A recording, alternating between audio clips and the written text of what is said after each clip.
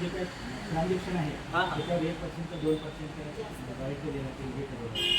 अच्छा. तेवढंच वाचलं मी, जास्त वाचलं नाही. 5 ते 10 हजाराचं मानधन. तुम्ही जवळजवळ 50% बोलला चांगलं. 50% आकडा कंपनीने जाहीर केलेला नाही त्याच्यामध्ये. त्याच्यामध्ये मानधन देईल, कंपनी मानधन देईल असं जाहीर केलं. ओके. तुम्हाला काय माहिती आहे? नवीन काय माहिती आहे? मानधनाचं दुसरं मानधन मग काही माहिती नाही. दुसरं काय माहिती आहे? काम ज्याच्यासाठी करायला ते फक्त डोक्यात. ठीक आहे, चालेल. दुसरं काय तुम्हाला लक्षात येईल? काय नवीन काय तुम्ही सांगू शकता? सचिव या नात्यानं थोडं बोला. बापू तुम्ही? रंजिता मॅडम तुम्ही वाचले म्हणलं ना, हात वर केलात ना. नवीन काय देतो म्हणली कंपनी, तुम्ही न मागता देतो म्हणली. असं आहे.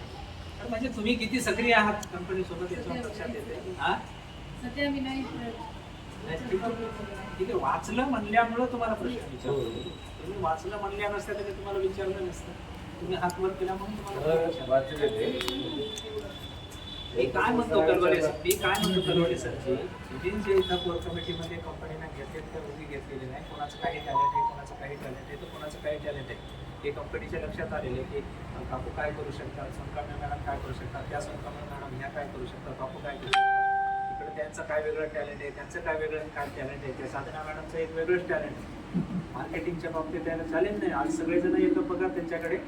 त्यांनी जॉईनिंग मध्ये घेतलेल्या प्रोडक्ट टोटल किमतीप्रमाणे विकल्या.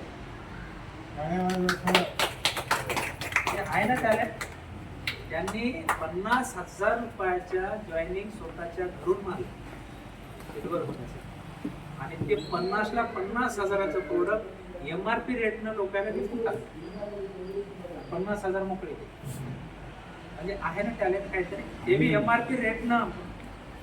राजूरकर सरची MRP रेट ना. आपले जे आयुर्वेदिक प्रोडक्ट आहेत MRP रेटनं तर आपलं डिटर्जंट पावडर जाऊ शकते, काय अडचण नाही. डेलिनेटचे प्रोडक्ट जाऊ शकतं, याच्यात काही मोठेपणा नाही. पण जे आयुर्वेदिक प्रोडक्ट आहेत, जे MRP रेट आपला 2,000 1,500 असं आहे, त्या रेटनं विकले त्यांनी. आपले डेलिनेटचे पॅड 150 आणले कंपनीनं, त्यांनी 250 विकले. कंपनी म्हणाली 150 विका मॅडम, जरी त्यांनी 250 विकले. मॅडम विकले ना, काय मी खोटं सांगतोय काय? हे आहे म्हणजे कोणाचं काहीतरी टॅलेंट आहे म्हणून तुम्हाला कंपनीने घेतले, तर त्या हिशोबानं थोडं ठीक आहे, टॅलेंट चांगलं आहे.